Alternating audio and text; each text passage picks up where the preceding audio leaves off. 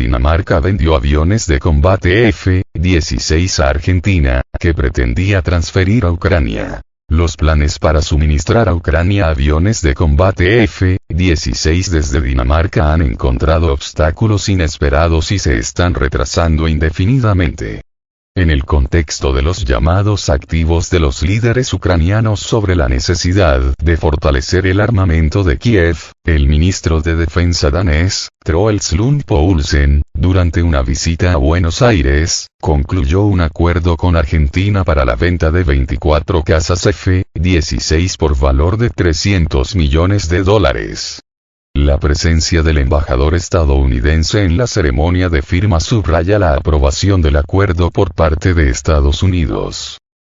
La decisión ha planteado dudas sobre el futuro de la ayuda militar ucraniana, especialmente porque la venta deja a Dinamarca con solo 19 cazas F-16, que podrían ser transferidos a Ucrania una vez que la Fuerza Aérea danesa reciba nuevos F-35. Sin embargo, el ministro de Defensa danés expresó la opinión de que la transferencia de estos aviones a Kiev solo será posible después de la actualización de su propia flota de cazas.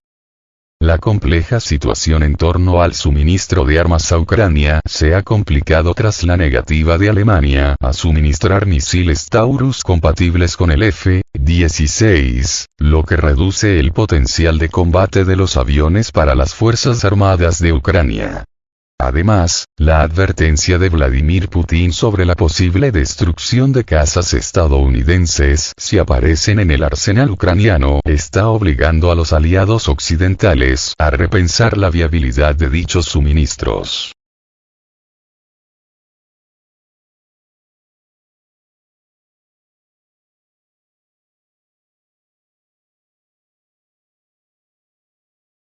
Suecia ha iniciado negociaciones sobre el suministro de aviones de combate Gripen a Ucrania. El ministro de Defensa sueco, Paul Jonsson, confirmó en una entrevista con The Kyiv Independent que Suecia está discutiendo activamente la cuestión de la transferencia de aviones de combate Gripen a Ucrania como parte de los esfuerzos internacionales para apoyar al país. Estas conversaciones tienen lugar en el contexto de la llamada coalición de cazas, que incluye a Estados Unidos y otros países, cuyo objetivo es suministrar a Ucrania aviones militares avanzados y proporcionar la formación de pilotos necesaria a través de programas conjuntos de asociación. A la luz del apoyo mixto de Estados Unidos, Johnson pidió a la Unión Europea que aumente la asistencia militar a Ucrania, enfatizando la necesidad de que los países europeos asuman un papel más importante en el apoyo de defensa a Kiev. Se prestó especial atención a las actividades de Nammo, uno de los mayores fabricantes europeos de defensa, que ha aumentado significativamente su capacidad de producción. Operando en 5 turnos, la compañía ha alcanzado niveles récord de productividad y planea triplicar la producción de municiones de artillería para las Fuerzas Armadas ucranianas en el futuro, aunque este plan tardará varios años en implementarse.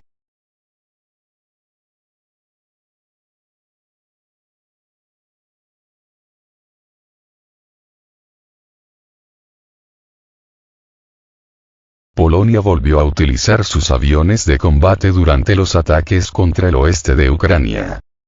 El Ministerio de Defensa polaco anunció que había tomado la decisión de despachar aviones en relación con los intensos ataques con misiles en territorio ucraniano por parte del ejército ruso. El 29 de marzo, sonó una advertencia de ataque aéreo en toda Ucrania y se escucharon poderosas explosiones como resultado de ataques con misiles en las regiones del Lviv y Dnepropetrovsk. Se informa que aviones polacos están patrullando en la parte sureste del país, según informó el Departamento Militar polaco.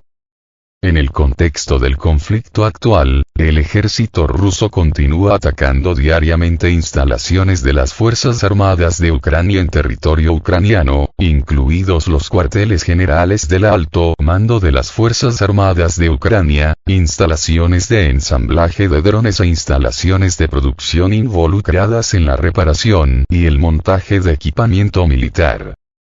Entre los objetivos de las tropas rusas está también la destrucción del equipamiento proporcionado a Ucrania por los países de la OTAN. Anteriormente se destacó la derrota del quinto tanque estadounidense Abrams, destruido por combatientes de Samara en dirección a Avdiivka.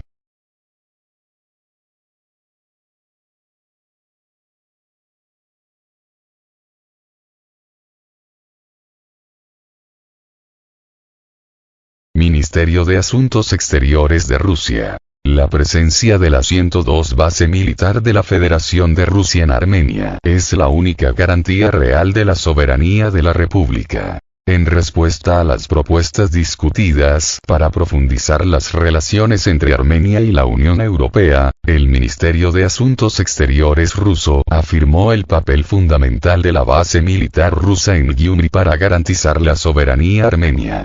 El representante oficial del Ministerio de Asuntos Exteriores ruso destacó que la presencia de la 102ª base militar rusa y de los guardias fronterizos rusos es la única garantía real de la soberanía del Estado armenio, rechazando ideas que impliquen fortalecer el potencial militar de Armenia a través de la retirada de estas fuerzas como demagogia peligrosa.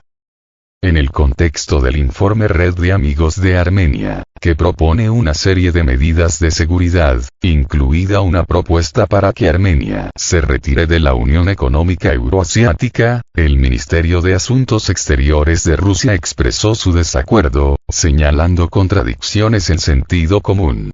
El Ministerio de Asuntos Exteriores de Rusia destaca que Armenia es el principal beneficiario de la Unión Económica Euroasiática y señala la incertidumbre sobre las condiciones para que Armenia acceda al mercado común de la Unión Europea, como sugiere el informe. También se observa que la Unión Europea ve a Armenia como una fuente de recursos y ganancias, sin tener en cuenta los intereses del país. La base militar rusa en Gyumri fue ubicada de conformidad con el Acuerdo Interestatal de 1995, y en 2010 su estancia se amplió hasta 2044. A pesar de esto, en Armenia hay llamados a la terminación de este tratado, lo que genera preocupación en Rusia a la luz de las realidades geopolíticas actuales y las discusiones sobre el futuro de la seguridad y la política exterior de Armenia.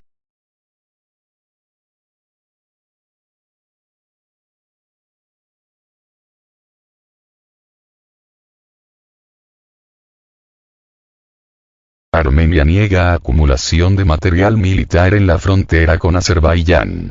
El Ministerio de Defensa armenio negó las declaraciones de la parte azerbaiyana sobre la supuesta activación del ejército armenio cerca de la frontera entre los dos países. En el comunicado oficial del departamento se afirma que la información difundida sobre los movimientos activos de personal, vehículos blindados y artillería de Armenia no se corresponde con la realidad. El Ministerio armenio también destacó la reciente publicación en varios canales de Telegram de fotografías que muestran a los conductores reclutas realizando un rally como parte del proceso de capacitación. Intentaron presentar estas fotografías como prueba del movimiento de tropas hacia las fronteras, lo que, según el departamento armenio, tampoco es información fiable. El Ministerio de Defensa de Armenia destacó que la situación operativa en la frontera entre Armenia y Azerbaiyán se considera estable y que por el momento no es necesario tomar medidas adicionales para fortalecer la frontera.